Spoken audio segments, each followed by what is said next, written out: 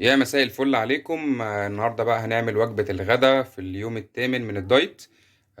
معانا ربع كيلو من السجق وبطاطس وبصل وفلفل أخضر وعصير طماطم. أول حاجة هنحط السجق ونشوحه عشان طبعا ينزل الدهون اللي فيه.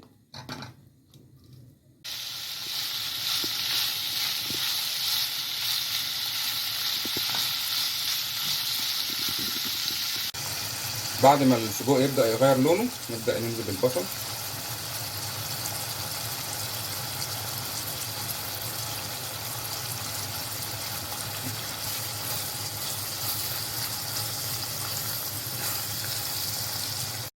بعد ما نشوح البصل نحط عصير الطماطم.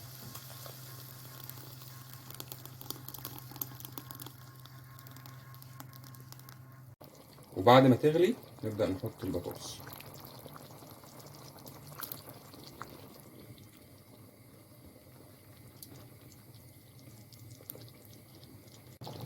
بعد كده نحط ملح ونحط الفلفل. ودي كده وجبة الغداء: سجق بالبطاطس ورز، طبعا الخيار، بالهنا والشفا. في العشاء علبة زبادي وتفاح. شكرا ليكم.